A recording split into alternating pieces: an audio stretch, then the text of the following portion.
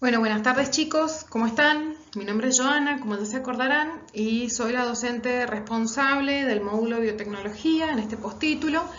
Y en esta última clase les voy a contar generalidades sobre la biotecnología animal, que era un tema muy importante, pero que nos había quedado pendiente de clases previas. Entonces, inicialmente les voy a contar por qué son importantes los animales en la investigación científica, cómo se utilizan, por qué se utilizan y cómo se ha logrado regular el uso de animales. Y hacia la mitad de la clase les voy a contar cómo se utilizan modelos animales en la investigación en neurociencia y qué tipos particulares de experimentos se pueden realizar para estudiar la conducta animal. Bueno, entonces para empezar les traje algunos animales que han sido famosos en la historia de la ciencia. No sé si ustedes se acordarán, pero uno de ellos fue la perra Laika, que se envió en el año 57 al espacio para estudiar los efectos que producía la gravedad y los viajes sobre el cuerpo humano. Otro de ellos fue la oveja Dolly, que se utilizó en experimentos de clonación, que ya hemos estado comentando anteriormente. También se utilizó este chimpancé en particular y unos cuantos más para realizar estudios sobre la adquisición del lenguaje en animales. Y como también deben recordar, se utilizaron perros en los experimentos de Pavlov, que se llamaban experimentos de condicionamiento clásico, en los cuales se les exponía al animal con distintos estímulos y se veía la respuesta en la salivación. Bien, los animales más comúnmente utilizados se pueden dividir entre invertebrados y vertebrados. Dentro de los invertebrados podemos encontrar la mosca de la fruta, los nemátodes y también los caracoles de agua dulce, por ejemplo ese que se llama Pomacia canariculata. Dentro de los vertebrados encontramos el pez cebra, el ratón, la rata, el conejillo de indias, hámster, cerdos y también pueden haber algunos otros más, pero estos son los más comunes. Y dentro de la investigación científica que se realiza, la mayor parte se realiza en ratones. Como pueden ver, casi un 70% se realiza en ratones. Luego le siguen los peces, que el que más se utiliza, por ejemplo, es el zebrafish, el pez cebra. Luego le siguen las ratas, los ratones, aves, algún otro anfibio, animales de granja, perros y primates. Los ratones se utilizan particularmente para generar anticuerpos, es decir, una vez que se los inocula con un antígeno en particular, se extrae su suero y se purifica el anticuerpo generado, se purifica para el posterior uso en la investigación.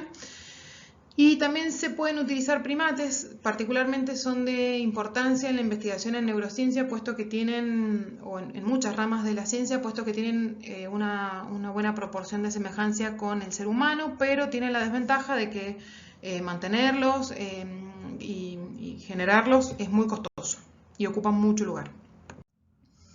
Bien, entonces a lo largo de la historia de la ciencia se han logrado grandes avances mediante el uso de animal, o sea, el animal como un recurso biotecnológico, ¿sí? Por ejemplo, la vacuna contra la poliomielitis fue desarrollada en monos, también se utilizó ratas y ratones en los años 40 por Sabin, y gracias al desarrollo de esta vacuna se ha evitado la muerte y la invalidez de cientos de niños y adultos, porque la poliomielitis es una enfermedad que ataca particularmente a los niños, se transfiere por virus y produce efectos deleterios sobre el sistema nervioso. También distintas técnicas quirúrgicas para tratar las cataratas han sido desarrolladas mediante el uso de animales, así como también la diálisis, ¿sí? Para desarrollar esta técnica se utilizaron animales. Entonces podríamos decir que casi todos los avances médicos importantes que han sido obtenidos a lo largo de los últimos años han dependido exclusivamente del uso de animales, ¿sí? Entonces uno se podría preguntar por qué no es suficiente hacer un ensayo in vitro, por qué no es suficiente estudiar unas células en una placa de cultivo. Lo que pasa es que los medicamentos que podamos utilizar o las distintas moléculas que se utilicen tienen efectos mucho más allá de las células individuales. Entonces es muy útil contar con el animal íntegro porque me permite evaluar el efecto de ese medicamento no solo sobre una determinada célula, sino además sobre el organismo en general. Entonces acá les traigo un ejemplo y es que un medicamento puede ser un potente agente anticancerígeno. Entonces quizás en una placa de cultivo me es eficiente para matarme células cancerígenas, pero en una persona puede también tener un efecto destructivo en órganos o en sistemas que no tengan que ver con ese tumor. Entonces es por eso que es importante utilizar un animal íntegro y no solamente unas celulitas en una placa de cultivo. A lo largo de los años se ha tratado de utilizar cada vez menos cantidad de animales y es por eso que se ha generado el principio de las 3R, que son reemplazar, reducir y refinar. Entonces, primero que nada, la idea es reemplazar. Entonces decir, bueno, si no hay otra manera de llevar a cabo esta experimentación o este estudio científico, usamos animales. Entonces dice, métodos que eviten o ayuden a reemplazar el uso de animales. Y esos métodos pueden ser utilizar células en cultivo o también, por ejemplo, modelos computacionales. Reducir quiere decir métodos que ayuden a reducir la cantidad de animales que se usan para los experimentos.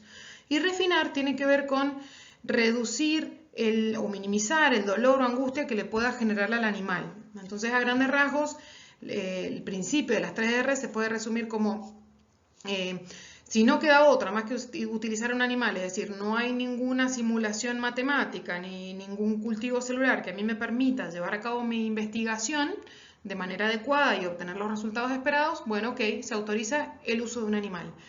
Pero hay que tratar de usar la menor cantidad de animales posibles. Ese sería el principio 2. Y además, a esos animales que vas a utilizar, hay que tratar de generarles el menor sufrimiento o angustia posible, ¿sí? Y esto es una gráfica de cómo ha disminuido a lo largo del tiempo la cantidad de animales utilizados en la investigación científica. Fíjense particularmente en las barras azules que involucra los roedores, que son los, como les contaba anteriormente, los roedores son los animales más comúnmente utilizados en el laboratorio.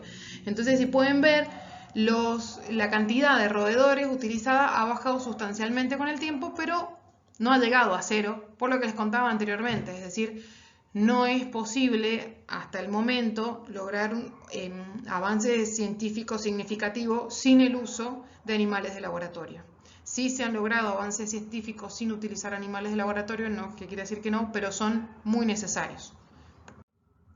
Bien, entonces justamente para regular el uso de animales de laboratorio en distintas instituciones de investigación se han generado lo que se conoce como CICUAL, que su sigla significa Comité Institucional para el Cuidado y Uso de Animales de Laboratorio. Entonces, ¿qué es un CICUAL?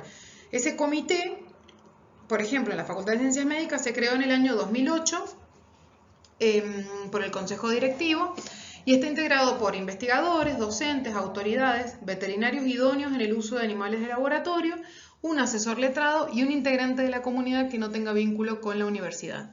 ¿Y para qué sirve el CICUAL? Por un lado, para asistir y asesorar en el uso de animales de laboratorio, tanto en la investigación como en actividades docentes, para promulgar los principios éticos, ¿sí? Y por otro lado, los CICUALes sirven para evaluar aquellos proyectos de investigación que involucren el uso de animales de laboratorio. Entonces, el CICUAL es aquel que está encargado de aprobar o no el uso de un determinado animal o de una determinada cantidad de animales para un determinado uso. O también están encargados de aprobar una u otra metodología a realizar en el animal, siempre tratando de garantizar el mínimo sufrimiento, la mínima cantidad de animales necesarias para llevar a cabo una investigación.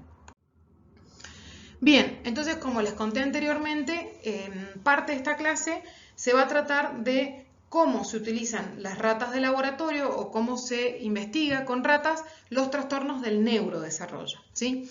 Entonces, para introducirlos brevemente, les voy a contar que los trastornos del desarrollo o del desarrollo del sistema nervioso son aquellos que se presentan o que se manifiestan antes de que se consoliden las funciones más importantes del sistema nervioso, o como acá les he puesto, la consolidación de funciones superiores, como lo son el habla, el lenguaje, el aprendizaje, la memoria y las habilidades motoras, como por ejemplo el caminar o el mantenerse erguido, y las funciones ejecutivas del sistema nervioso. No voy a entrar en detalle, pero algunos ejemplos de trastornos de neurodesarrollo son la ahora comúnmente conocida como discapacidad intelectual, el trastorno por déficit de atención e hiperactividad, TDAH, los trastornos del espectro autista y la parálisis cerebral. Esos son algunos ejemplos, pero la idea no es entrar en detalle, sino comentarles por arriba cuáles son y en qué consisten, para después contarles cómo este recurso biotecnológico de los modelos animales se usa para estudiarlos. Entonces, la definición de modelo animal es aquel animal capaz de reproducir parcial o totalmente una característica determinada que me sirva para extrapolar al hombre o a otros animales y que se me adapte al estudio que yo estoy realizando. Entonces, es aquel organismo que mejor se adapta a mi objetivo de investigación. ¿Qué quiere decir esto? Que el modelo animal, como dice ahí, tiene que reproducir una característica. Esa característica generalmente es una patología que yo quiero estudiar. Entonces, tiene que reproducirla parcial o totalmente, y en la medida que me la reproduzca, va a ser qué tan bueno sea el animal del laboratorio. Y aparte de reproducirme esa característica, o sea, ese animal, aparte de tener esa patología, tiene que permitirme a mí extrapolar los resultados que yo obtenga en la rata al hombre, ¿sí? Entonces, las ratas son animales de laboratorio que deben ser mantenidos en condiciones sanitarias y ambientales controladas. A esto ya les voy a contar un poco más, pero es importante que tengan condiciones de luz, temperatura, alimento adecuadas para evitar sufrimiento animal y además el sesgo. También en casos de estudios del desarrollo son muy importantes controlar el apareamiento, es decir, conocer con certeza dónde empieza y dónde termina la preñez del animal, por ejemplo.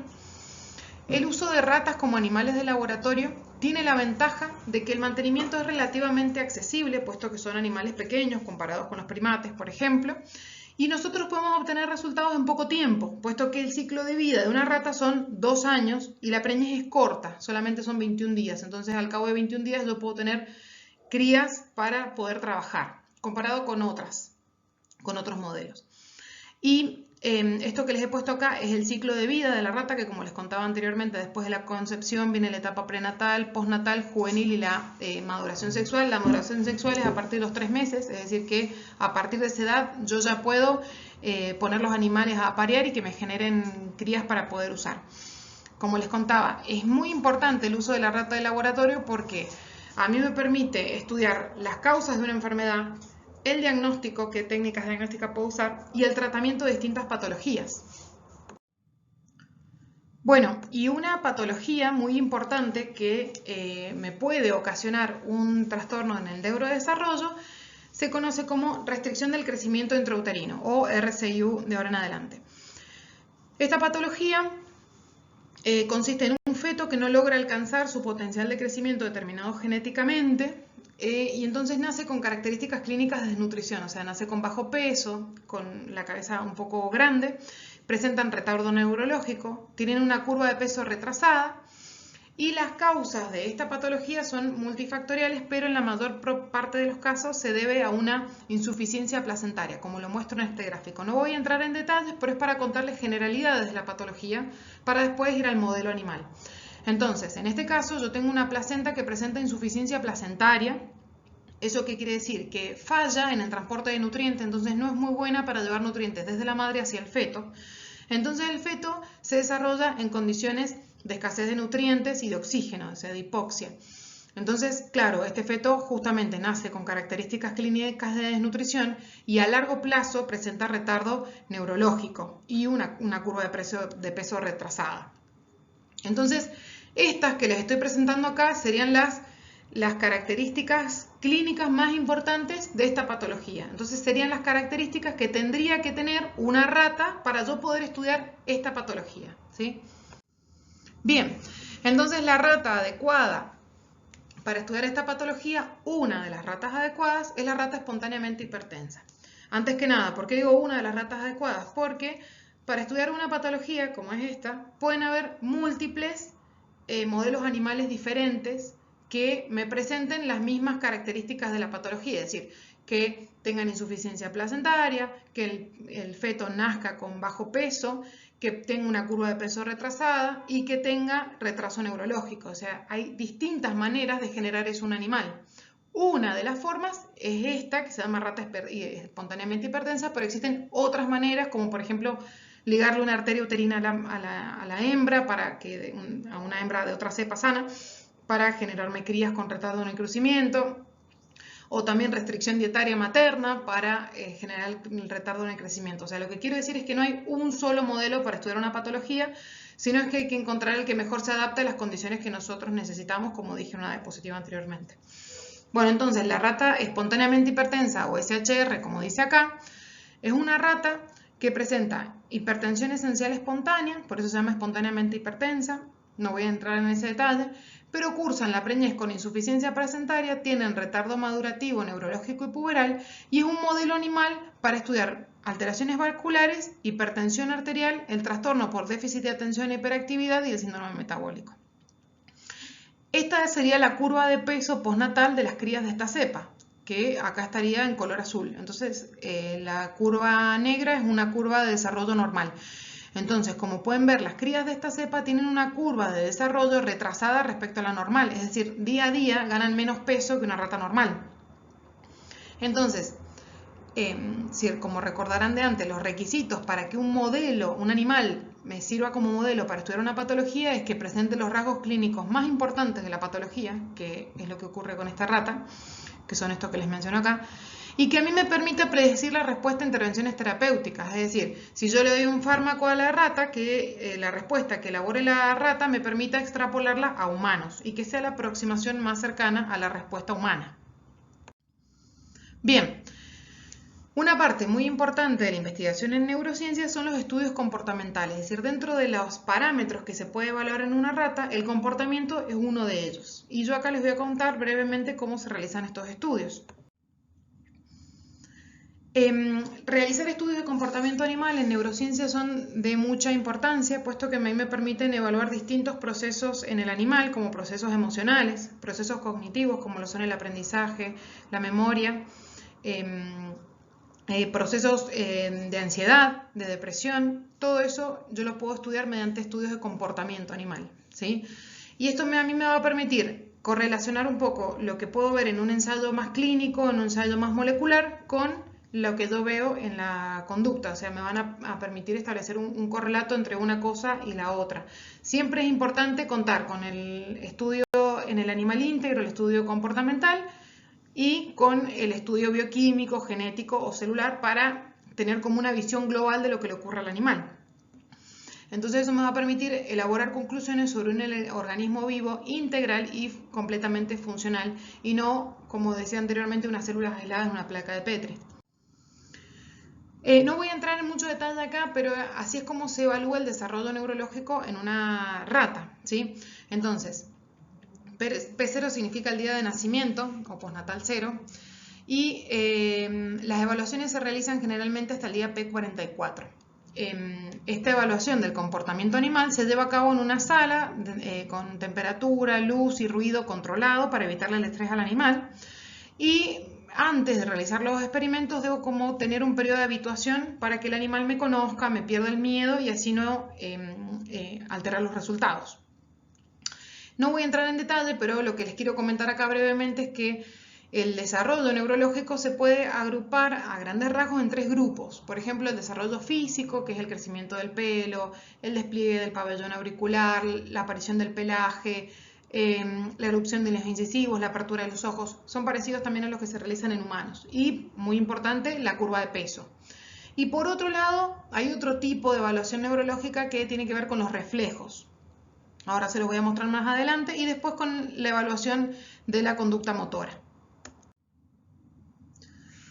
Bueno, uno de los experimentos que se realizan en el laboratorio para evaluar el desarrollo neurológico se conoce como reflejo de enderezamiento en superficie, que acá les voy a mostrar un video, pero es muy breve, entonces antes les voy a contar que en este test consiste en poner al animal en posición supina con las 4 patas apuntando hacia arriba y evaluar el tiempo que toman, y si lo hacen, en volver a posición prona, ¿sí? Es una evaluación del estado del oído interno y de la función vestibular, ¿sí? Entonces, como se puede ver, el investigador pone al animal patas para arriba, lo suelta y se toma el tiempo que tarda en ir con las 4 patas hacia la superficie. Bien, otro test de desarrollo neurológico que se realiza comúnmente es el test de geotaxis negativa. Este también se utiliza para evaluar la maduración de la función vestibular. Y como pueden ver acá, se coloca al animal en un plano inclinado a 45 grados, con la nariz apuntando hacia abajo, y este plano tiene una malla para evitar que el animal se deslice, y se lo suelta y se evalúa la capacidad del animal de girar 180 grados y acomodarse con el eje gravitacional, por eso se llama geotaxis, para que el animal acomode su cuerpo en función del eje gravitacional. Tiene que girar 180 grados. Bien, otro test muy importante para evaluar la maduración del oído interno y la capacidad de restablecer el balance y el equilibrio es el test de aversión a las alturas, en el que se coloca el animal al borde de una mesa, también con una malla, se le sujetan las patas de atrás y se evalúa la capacidad del animal de volver a incorporarse a la mesa una vez que se lo soltó. Eso también depende de la función vestibular, de la capacidad del oído interno de sensar la inclinación del ambiente.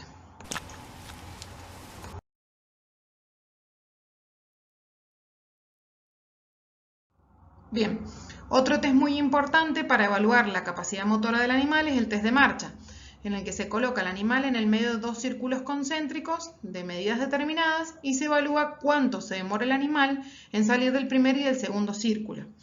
Aquellos animales que tengan trastornos en el desarrollo neurológico pueden llegar a demorarse más o no salir. Bien, otra prueba para evaluar la coordinación motora es esta que es conocida como footfall test o prueba de coordinación de pasos. Esos son números que usamos en el laboratorio para identificar los animales y consiste en hacer pasar al animal por una escalera horizontal que tiene estos peldaños que están separados por intervalos regulares y consiste en contar la cantidad de errores que cometió el animal en pasar de una caja desconocida hacia la caja donde está su madre. En esta gráfica de acá se puede ver que las ratas que se usan como modelo para estudiar esta patología, el retardo en el crecimiento, estos son errores por sesión, cometen sustancialmente más errores, estas son las semanas del desarrollo, esta curva azul, miren, cometen más errores que las ratas normales al pasar por esta celda, es decir, las ratas que tienen retardo en el crecimiento cometen más fallas de coordinación motora.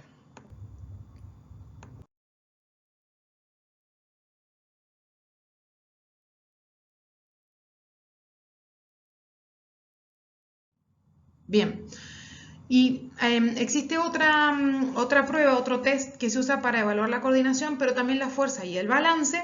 Este aparato es muy útil porque nos permite controlar la velocidad con la que gira y el tiempo. Se llama Rotarod y a mí me permite colocar animales en estos espacios que quedan acá entre estos círculos y me permite controlar, como les decía, la velocidad y el tiempo. Acá lo que se mide es el tiempo de latencia, es decir, cuánto aguantó el animal a estar caminando en ese círculo que gira, en ese tubo, perdón, que gira.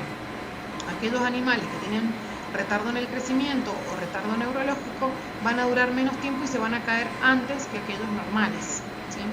Esa es la utilidad de este test.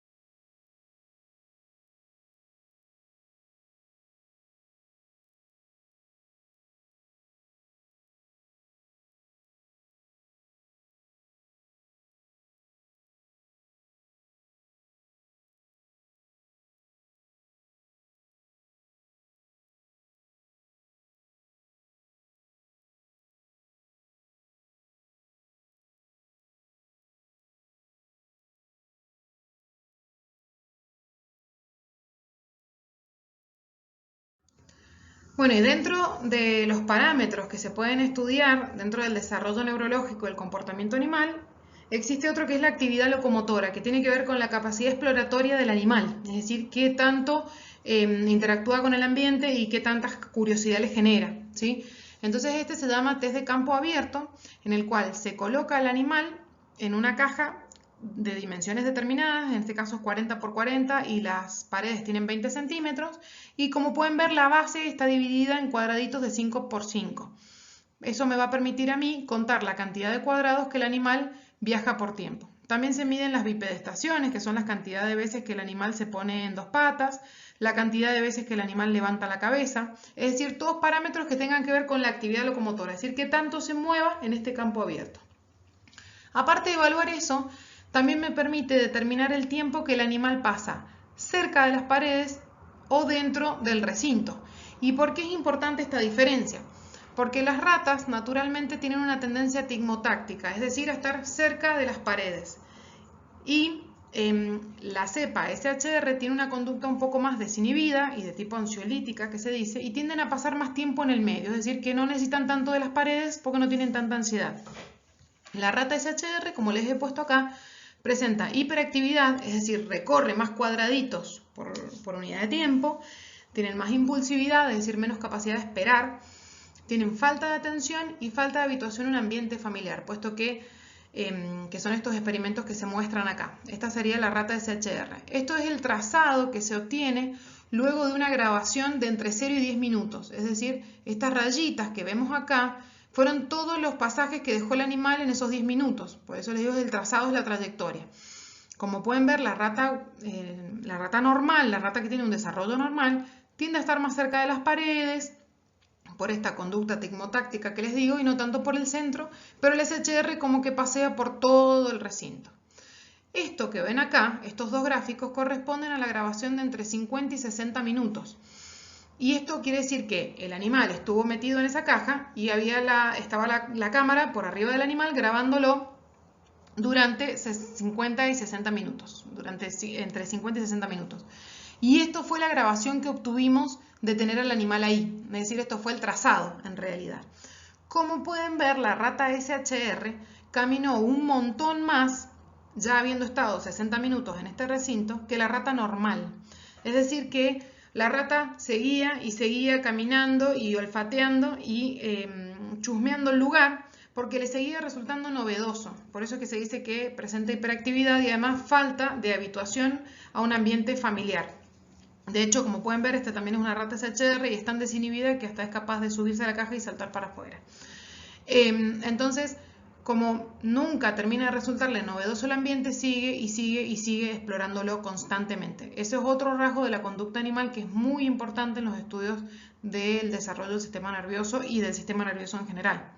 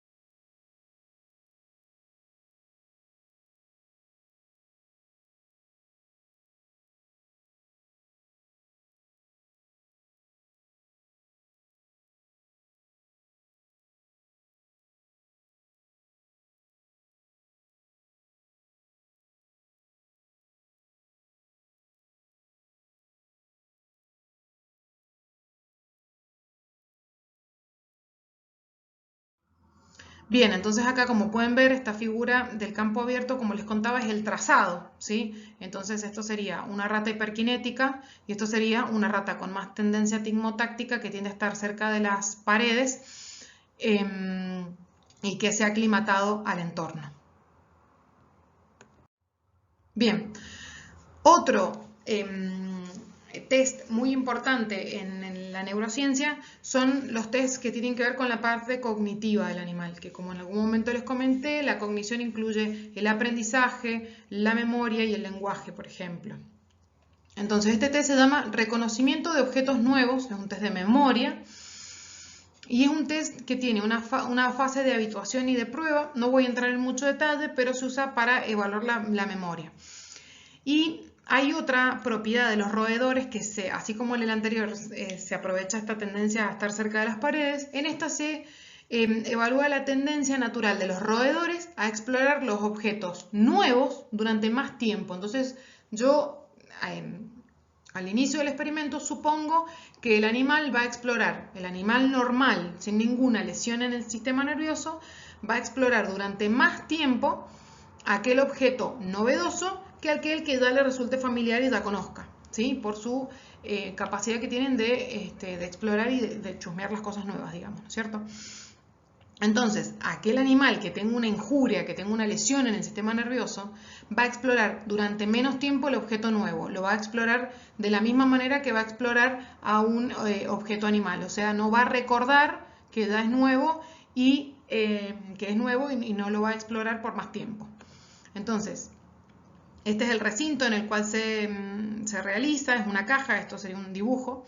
Y estos son los objetos que se utilizan, como por ejemplo puede ser un perfume, un cubo de color, tienen que ser cosas no necesariamente con colores llamativos, porque las ratas no ven en colores, pero sí que tengan formas llamativas. Entonces, como dice acá, esta es la sesión de familiarización. Entonces yo le pongo dos objetos que son iguales, ¿sí? Y lo dejo al animal un buen rato, en ratones dice de 3 a 5 minutos, pueden ser en ratas 20, que se familiarice.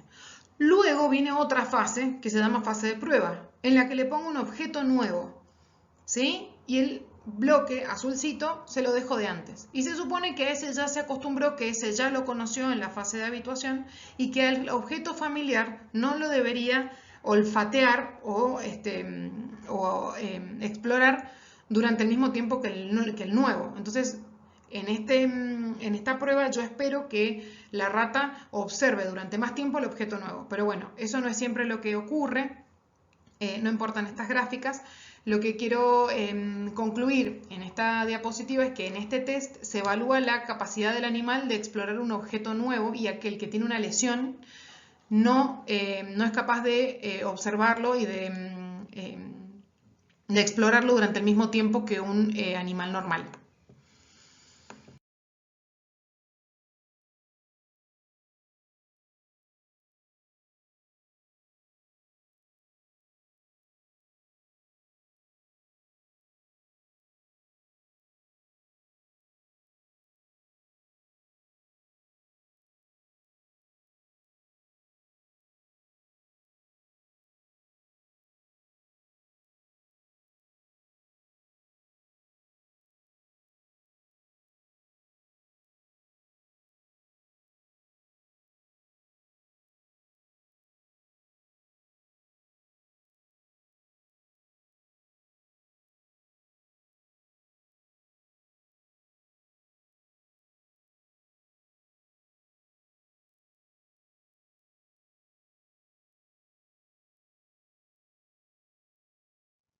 Bien, entonces como conclusión de esta clase, les quiero comentar que los animales, como les he contado anteriormente, son un recurso metodológico absolutamente necesario para el avance científico y para la prevención, el diagnóstico y tratamiento de enfermedades, porque el uso de animales de laboratorio forma parte de estas tres partes de lo que es el conocimiento de una enfermedad. O sea, a mí me permite prevenir una enfermedad, me permite conocer las causas de la enfermedad, me permite desarrollar distintas técnicas de diagnóstico de las enfermedades y también me permite evaluar distintos abordajes terapéuticos de las enfermedades. Entonces, realmente los modelos animales intervienen en todas estas etapas del conocimiento íntegro de una enfermedad.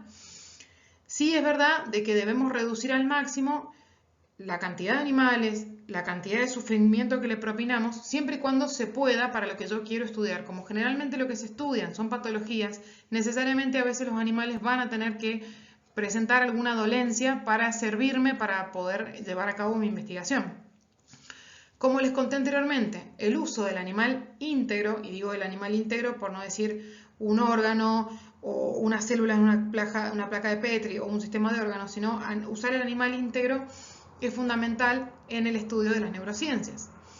Y algo que quería concluir respecto a la última parte que estudiamos es que hay numerosas técnicas de evaluación comportamental que no son invasivas, como podrán haber visto, es decir, no utilicé una jeringa, no le generé ningún daño, no se le hizo ningún procedimiento quirúrgico, no necesitaron anestesia, Y este tipo de evaluación, o sea, los experimentos sobre conducta son muy importantes para proveerme un determinado tipo de información sobre el sistema nervioso del animal y yo no tuve que intervenir de manera quirúrgica con el animal, por eso les pongo que no son invasivos.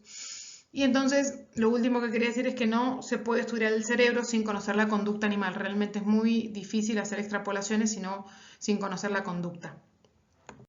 Bueno, espero que les haya gustado mucho la última clase y que hayan disfrutado tanto como yo y que haya sido clara. Ya tienen mi medio de contacto por cualquier duda, no se queden con dudas y no se preocupen por consultarme lo que necesiten. Gracias.